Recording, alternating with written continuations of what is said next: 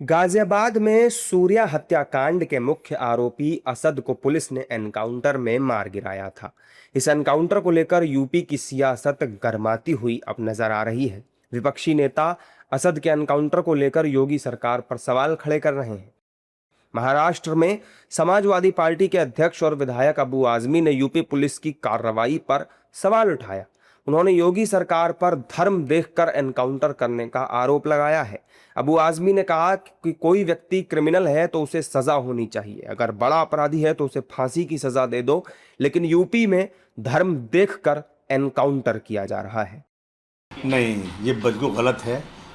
कहीं भी उन पे फायरिंग नहीं होती, शायद ही किसी केसेस में फायरिंग होती होगी, लेकिन ये बिल्कुल मोडस ऑपरेंडी बन चुका है कि आदमी को पकड़ो। देखिए, क्रिमिनल है, उनको सज़ा तो होनी चाहिए, उनको सज़ा होना चाहिए। अगर बहुत बड़ा क्रिमिनल है तो फांसी की सज़ा दे दो, बिल्कुल। लेकिन इसके लिए एक संविधान बना हुआ है कि आदमी को पकड़िए, आप उससे कबूलवाइए क्या क्या किया उसने, उसके बाद उसको कोर्ट ले जाइए, उसको जेल कीजिए, कोर्ट चलाइए, उसको फांसी की सज़ा दीजिए। लेकिन यूपी में ये बहुत ज़्यादा, और वो भी एक धर्म को देख के किया जा रहा है।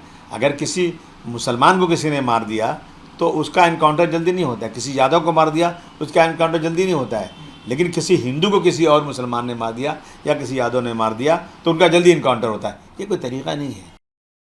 अबू आजमी के इस बयान ने यूपी की सियासत को एक बार फिर गरमा दिया है। असद का एनकाउंटर अब सियासी बयानबाजी का मुद्दा बन चुका है। जहां एक और विपक्ष असद के एनकाउंटर पर सवाल खड़े कर रहा है तो दूसरी तरफ सत्ता पक्ष के नेताओं ने इसका स्वागत किया है। सत्ता पक्ष के नेताओं का कहना है कि अपराधियों का एनकाउंटर नहीं होगा तो क्या उनका स्वागत किया जाएगा? अब मैं उनसे कहना चाहूँगा, आजमी साहब, आपके सामने कोई आके गोली चला रहा हो और आप उससे पूछोगे कि भैया तुम हिंदू हो या मुसलमान हो, और उसके बाद पुलिस गोली चलाएगी क्या? पुलिस को हथियार क्यों दिया गया है? आत्मरक्षा के लिए दिया गया है, समाज की रक्षा के लिए दिया गया है। और अगर कोई अपराधी बराबर से गोली वर्षा करता है तो पुलिस के पास में ऑप्शन क्या है?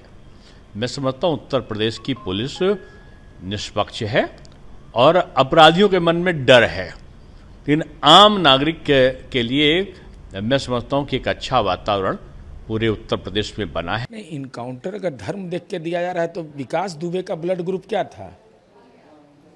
अरे अपराधी और गुंडा किसी जात और धर्म का होता है। ऐसे ही लोग सियासत में लाभ देते हैं विरोधियों को। गुंडा, भ्रष्ट, अपराधी, तो ब्लड ग्रुप अलग अलग है, B+ वो सबका नहीं है, चाहे किसी धर्म का मानने वाला हो, किसी जात का हो। अरे भाई, अपराधी अपराधी होता है। पॉलिटिकली इनकाउंटर हो गए हैं, तब इनकाउंटर पॉलिटिक्स बंद करिए। बहुत गलत है, क्योंकि एक तरफ कहेंगे कि हम गंगा जमुनी तहजीब की बात करेंगे, दूसरे तरफ आप इस तरीके से त्योहार पर किसी को छुरा घोंपेंगे, उस पर बयान नहीं देंगे। क्यों नहीं मौलाना बयान देना चाहिए ना? आखिर उनको देना चाहिए था। और जैसे जैसे पुलिस मुठभेड़ में मारा गया तो आप उस पर राजनीति कर रहे हैं। यही तो है दोगला राजनीति, इसी को कहते हैं ना, दोहरा चरित्र। हालांकि विपक्षी दलों के नेता आजमी के बयान का समर्थन करते हुए नजर आए। विपक्ष का मानना है कि योगी सरकार एनकाउंटर के नाम पर विशेष धर्म को टारगेट कर रही है, जो ठीक नहीं है।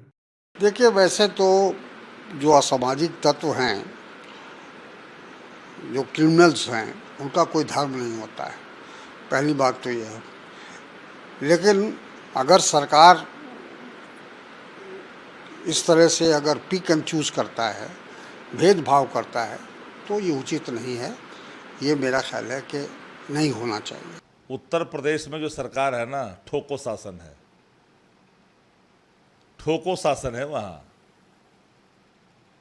अब डेमोक्रेसी वाली स्थिति नहीं रही। भारतीय जनता पार्टी जब से सत्तासीन इस देश के शासक के तौर पर ले ली है शपथ, तब से देखिए क्या हालत है कई राज्यों में। अब तो 25 राज्यों में भाजपा का सरकार है, हर जगह वही हाल है, वही ताल है, वही तांडव है, हर जगह वही रूप होते जा रहा है।